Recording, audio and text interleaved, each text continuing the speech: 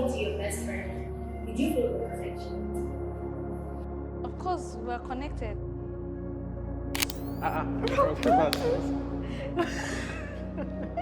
There's always been a connection between us, like there's always been, but that connection.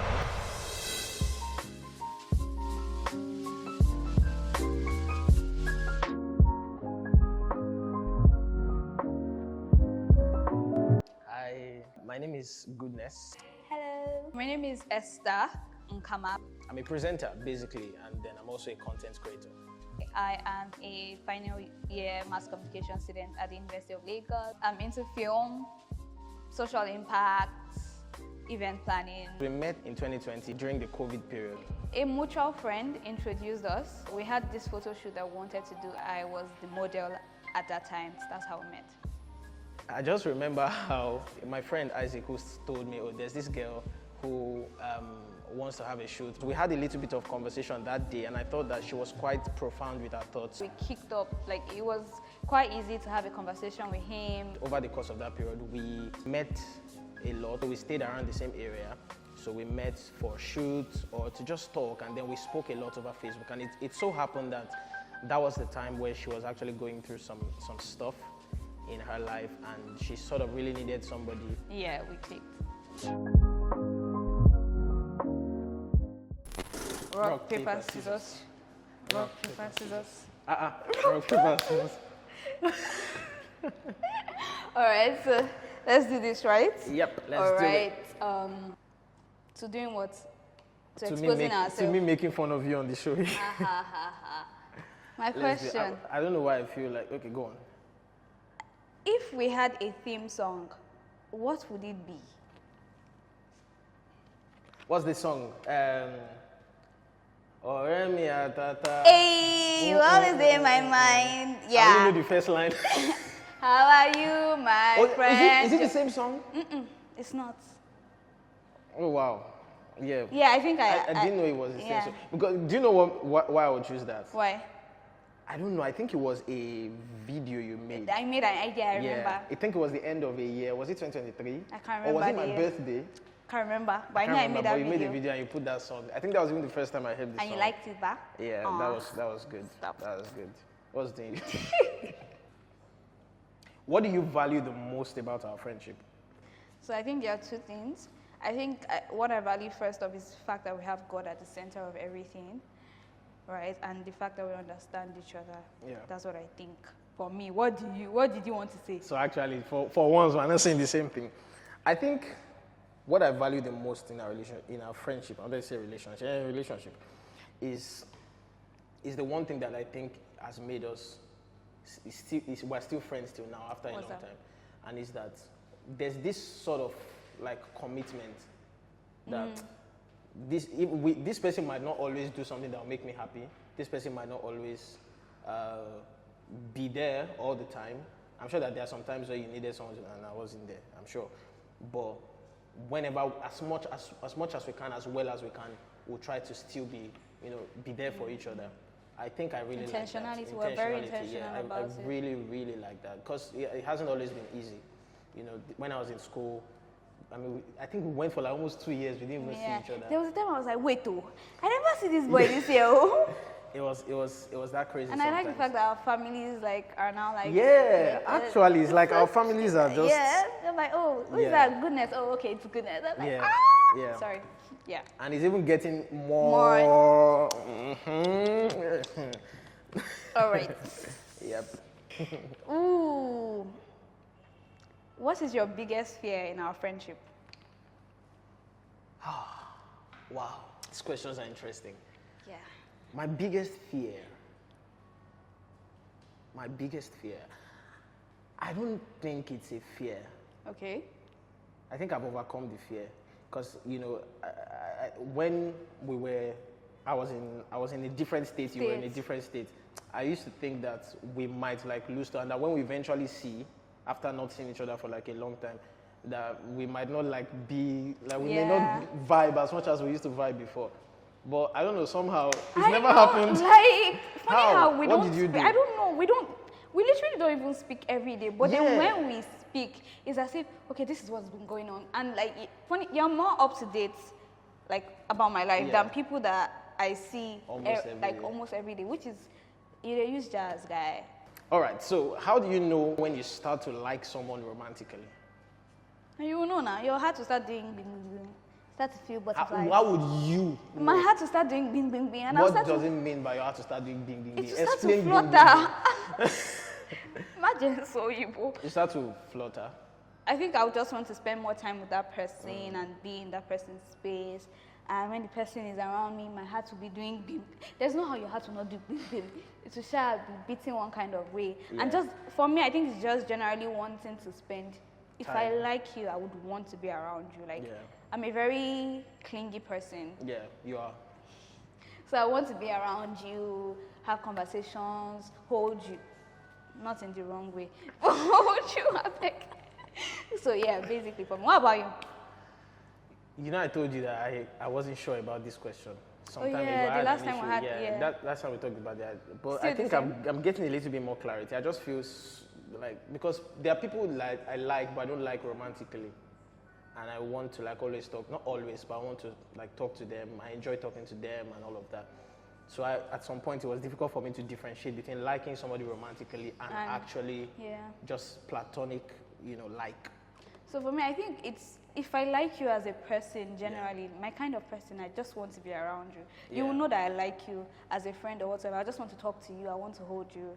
And if I like you romantically, too, probably it might be a little bit. So the difference, I think for you, the difference between the romantic one and the platonic one is the bing-bing of the intensity. Yeah, the bing-bing and the intensity. The bing-bingation of the art. All of you are making weird words. This person makes the weirdest words. Funny how we'll find out that they're actually real words. Really? When have I showed up for you in ways that really matter? I think I'm going to talk about the most recent one. Yeah. And you know the one. Yeah. Last year there was a tragedy that happened to me, to my family, in my family, and it was hard. It was really hard. And so I know a lot of people, but I don't have many friends. There are just few people in my circle that I can confide in and talk to with some things. I think the same day it happened, that was the day I called you, and I was crying, and I don't want to. You really, guy, you really showed up for me during that period. I can't even. I told you. After that period passed, I told you, I said, see, what you did for me these past few days, I will never forget it. I will never forget it. I remember where you said you wanted to come. I'm like, come to here. Come to here. Don't worry, I'm fine. And you were just like, nah, you're going to come. Listen, that one is up there. It's up there. I will never, ever forget it. Thank you. Don't. All right. So for me, I've suffered.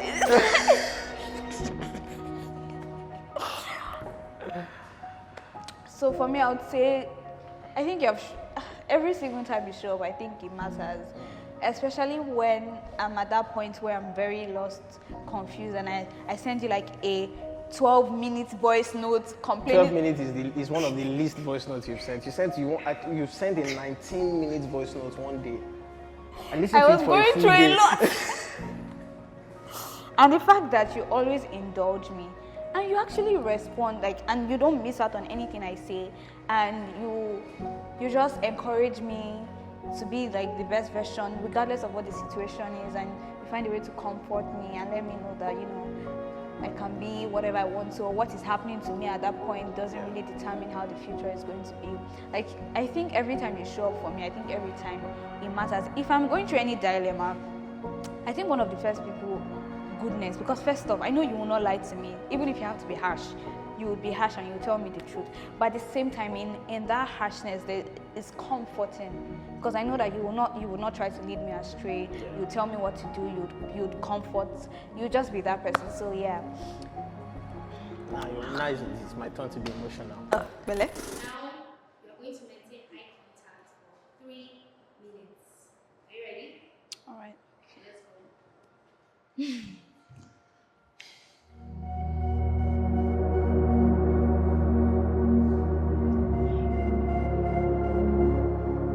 was very awkward at the start. I wanted to laugh. I just wanted to be done.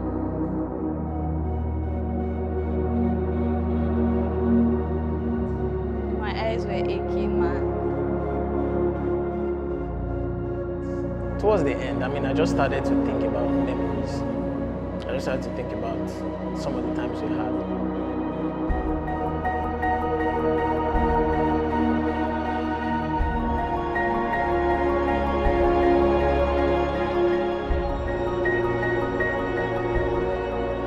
There's always been a connection between us, like there's always been, but that connection, no. The brother zone has already locked in.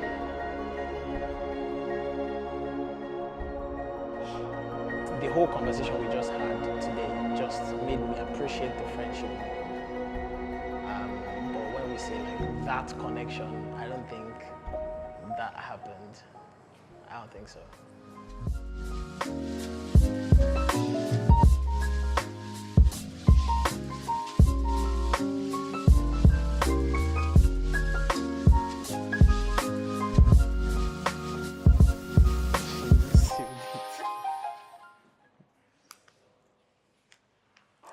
Okay, what do we have?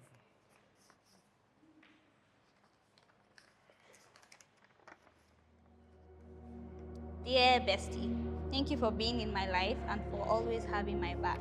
I don't take what we share for granted. I love you, Oremi. Cheers to many more years of this amazing friendship we share. Love, NK.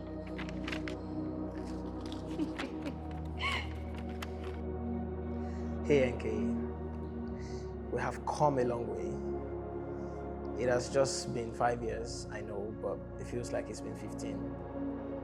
You know, I typically don't like to use the term best friend, but with you, that term becomes worth its weight. You're the realest, you're the best, your heart is special, and I'm forever grateful to have you in my corner. This is to many, many more years of laughs, tears, special memories, love, and life, with fulfilled heart desires and achievement of purpose. Thank you for being my friend. Thank you for being you. Thank you for everything. I love you, my friend. Best friends or better? Best friends. I want to be best friends with NK, and I'm very cool with that.